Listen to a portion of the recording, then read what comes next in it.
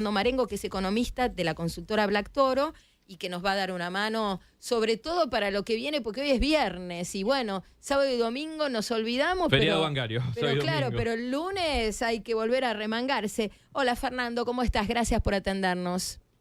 ¿Qué tal, Marina? ¿Cómo estás? Muchas gracias por llamar. Saludos para todos. No, por favor. Bueno, ¿cómo estás viendo estos días después de las elecciones de hace 2 domingos? Y bueno, este mercado donde el central tiene que intervenir con la venta de dólares para sostener el precio dentro de la banda.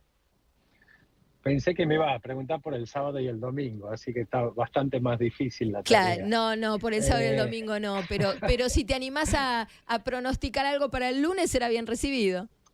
A ver, claramente el mercado, yo comparto que está en un modo pánico. ¿Qué es un modo pánico? Eso dijo el presidente. Donde el mercado vende activos a cualquier precio con tal de salir. Y como la salida en Argentina, se venden los activos, se compra dólares y listo, te saliste del riesgo argentino. Cuando uno ve qué está pasando en el mercado de cambio y qué pasó con los bonos esta semana, acciones, bonos en pesos, en dólares y todo, claramente fue un escenario de pánico. ¿Por qué de pánico? Y ahí creo que hay dos pánicos, uno eventuales, el económico y el político. Si uno dice dentro del económico, este contexto se condice con la situación del Banco Central o la situación de deuda, y la verdad que yo digo ahí, se condice poco. Claro. ¿Por qué? Porque pienso que el Banco Central tiene dólares como para defender un techo de la banda. Hasta, digamos, hoy vendió 680 millones, creo que dijo casi el Banco Central. Sí. Hay que tener presente que cada vez que el Banco Central vende dólares, saca pesos de la economía, entonces eso está sacando poder de fuego de alguna forma, obviamente que quemando reservas, pero está sacando poder de fuego, hay menos pesos en la economía. Eso tiene varios impactos, un impacto que como hay menos pesos, las tasas de interés son más altas. Si hay menos pesos, hay menos plata para comprar bienes y servicios, menor actividad económica, y como hay menos pesos, también queda menos potencial demanda de dólares a futuro. Pero de nuevo, el Banco Central creo que tiene dólares y la voluntad de defender el techo de la banda, algo que si uno se fija la expectativa del mercado hoy, claramente está dudando de eso. Lo segundo que duda el mercado es la capacidad del gobierno de pagar la deuda. Y ahí hay un tema económico y un tema político. El mercado lo que dice, el Banco Central no tiene reservas para pagar la deuda.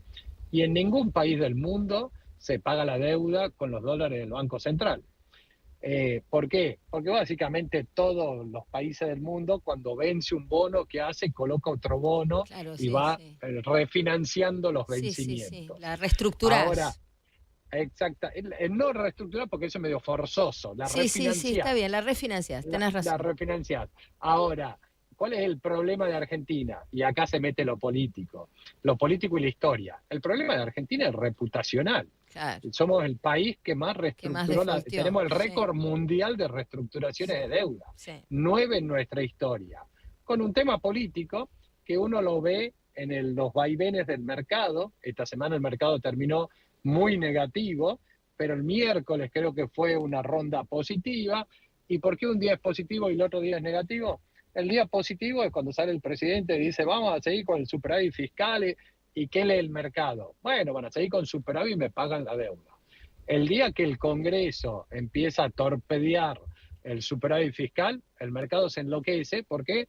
Porque dice Argentina vuelve a la historia de déficit fiscal y de reestructuraciones de deuda. Entonces, si Argentina va a volver a la historia de déficit fiscal y reestructuraciones de deuda, y prefiero no estar en Argentina, ¿no?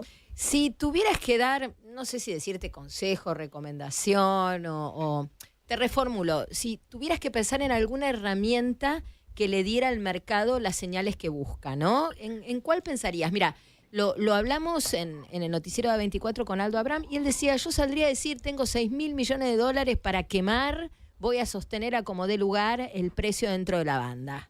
Y después sería más cuidadoso con las licitaciones de letras, viste que todo el mundo hace ese mismo punto en relación a la política cambiaria y bueno, y también el hecho de no haber acumulado reservas, pero ¿qué herramienta tiene a mano la política económica para justamente frenar esto que Milei definió como pánico político?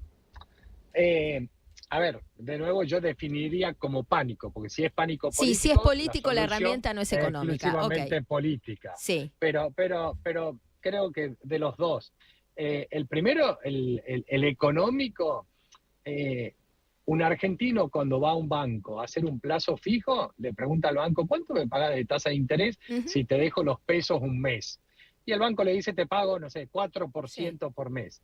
¿Y cuál es el cálculo que hacemos? ¿Qué va a pasar con el tipo de cambio este mes? Y claro. Si el tipo de cambio se deprecia más de 4, voy y compro dólares hoy. Claro. ¿Para qué voy a dejar la plata en el banco? Sí. Entonces, bueno, lo que vos decís, Marina, y claro, digamos, no es tan generalizado el pensamiento, porque si eso es, y claro, como decís vos, que yo comparto, lo que tenés que dar es una previsibilidad de tipo de cambio.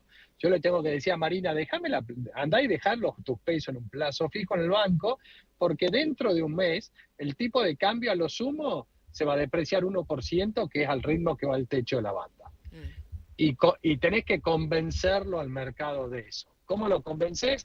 Vendiendo dólares y mostrando los dólares. Mostrando los dólares, sí. Pero creo que el ministro la semana pasada dijo, el Banco Central tiene 22.000 millones de dólares disponibles. Y te digo que con 22.000 millones de dólares, el gobierno puede defender la banda y seca la plaza de pesos que lo lleva a niveles mínimos desde la explosión de la convertibilidad. Entonces a mí cuando me dicen el Banco Central no tiene poder de fuego, y yo digo, no, pará, si están dispuestos a gastarse 20.000 millones de dólares para defender el techo de la banda, no vamos a conseguir un peso ni de casualidad por la calle. Está bien lo que entonces, decís, entonces ahí listo, se acabó la presión sobre el techo de la banda. O sea, vos no tenés mucha expectativa en el mejor de los sentidos, es decir, no presagiás que el dólar vaya a dispararse a niveles estratosféricos, que se vaya a salir de la franja autoimpuesta por el equipo económico. ¿No crees que eso vaya a pasar? Lo que yo te digo es, el Banco Central tiene el poder de fuego y como creo que tiene la voluntad, no creo que vaya a pasar eso. Ok. Y te hago una pregunta más de micro y más de economía real, de bolsillo. ¿Qué pasa con este salto que ya vimos del tipo de cambio, ¿no? Que no sé si lo tenés medido en puntos porcentuales de las elecciones para acá, o cuál es la última medición que se te viene a la cabeza de cuánto saltó el dólar. El tipo de cambio estuvo bastante estable hasta mediados del mes de junio, te diría.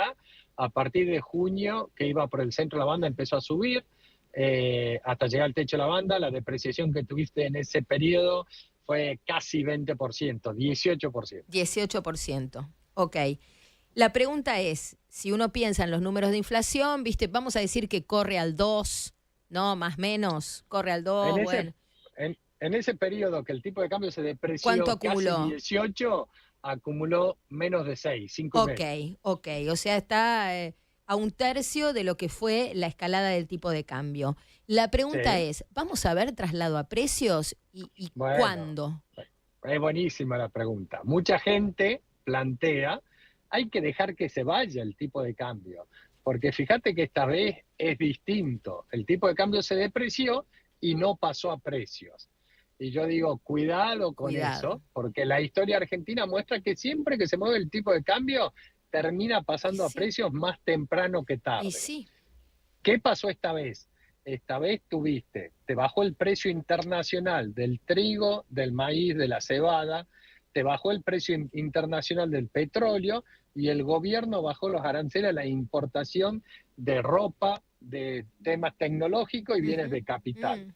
Entonces todo esto te generó baja de precios en dólares. Claro, entonces, a pesar que se deprecie el tipo de cambio, el alza de precios en pesos no fue tan alta. Entonces, no es un tema que el pass-through no ocurrió, este pasaje de la devaluación a precios. Sino que hubo factores internacionales externos que te ayudaron porque hubo deflación de precios internacionales. Y sumale la recesión local, ¿no? Que también absolutamente tira para abajo el precio. la baja de impuestos a los bienes importados, la recesión local, que nadie puede ajustar un margen, no, claro. y que los salarios están yendo al ritmo de la inflación. Entonces, no es que Argentina finalmente devalúa y no pasa precio. Tuviste un contexto internacional favorable, claro. Bajaste impuestos y después ya está con una recesión que hace que el pasaje se demore, ¿no? Bien, ahora, y la última, Fernando, si tuvieras que aventurar un escenario, ya ni te hablo de octubre, de diciembre, hablemos de el 2026, si querés. En términos de economía real, en términos de lo que va a sentir en su bolsillo y en su economía familiar, el que nos está escuchando o el que nos ve por YouTube, ¿vamos a estar mejor, igual o peor? Mira, yo siempre digo que a los economistas nos encanta hablar difícil y que no se nos entienda. Pero la economía es una ciencia social al final del día. Y como es una ciencia social, ¿de qué depende? De lo que haga la gente. Y cómo funciona la gente en base a expectativas. Si la gente cree que todo va a andar bien, ¿qué hacemos? Y gastamos, nos vamos, salimos a cenar esta noche, invertimos, cambiamos el auto, invertimos, todo y anda todo bien. Ahora, si queremos que es el fin del mundo, esta noche no salgo a cenar y voy a comprar dólares, no cambio el auto, no contrato gente. Es la profecía autocumplida también. Pero porque la economía funciona en base a expectativas. Sí, coincido al Entonces, por eso es clave el manejo de las expectativas. Y en esto hay digamos... Y ahí estamos complicados hoy, ¿eh? Bueno, a ver, exactamente, pero yo creo que al final del día está la fuerza de la economía, se maneja en base a dos motores. Uno, el pánico. Cuando hay pánico, ¿qué hago? Dejo de gastar, compro dólares y me escondo en mi casa, no salgo más. Y el otro es la codicia. ¿Y qué es la codicia? Que yo digo, cayeron tanto el precio de los bonos en Argentina que quizás si esto llega más o menos bien, por ahí se vuelve una oportunidad. Entonces, ¿qué necesita? Que en algún momento aparezca esa otra fuerza que es la codicia, pero es una codicia ajustada por riesgo. Entonces, ¿qué creo que es clave? Hay que bajar el riesgo. Y ahí comparto que el riesgo es político de un Congreso que está tratando de torpedear la línea de flotación del programa económico, que es el equilibrio fiscal, ¿no? Tal cual. Bueno, y veremos qué pasa también después de que se calmen los ánimos electorales. Viste que los tiempos preelectorales no son tiempos auspiciosos para negociar nada, para construir nada y para solucionar nada. Así que la verdad que... Estoy de acuerdo, ahí vos sos la especialista, ojalá pero si uno ve los números, incluso de la elección de Buenos Aires, o te sentás a cruzar 3 números de las grandes provincias de Argentina, la verdad que parece que el resultado nacional no va a ser el de hace 2 semanas en provincia de Buenos Aires. Sí, todos hacen el mismo pronóstico, lo decimos con la prudencia que implica hacer un pronóstico electoral, pero bueno, si el gobierno recorta algo en la provincia de Buenos Aires, tiene un buen resultado en Córdoba y salva las papas en el resto del país, bueno, no será la debacle de hace 2 domingos. Y bueno, ahí ya es otro punto de partida para negociar.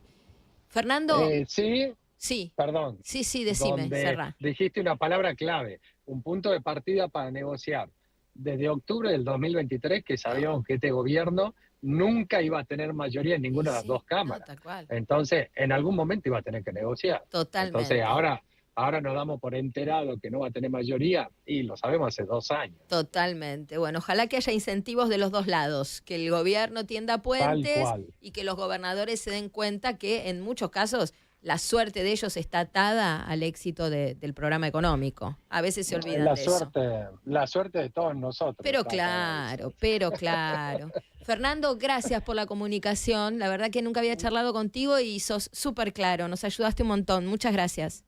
Te agradezco, un gusto, gracias por llamar y buen fin de semana. Hasta luego. Era Fernando Marengo, economista, jefe de Black Toro y pasó por el aire del Observador 107.9. Ojalá tengamos una semana más tranquila que esta fue para mamarse, señoras y señores. ¡Qué semanita, Ay, Dios mío, para mamarse.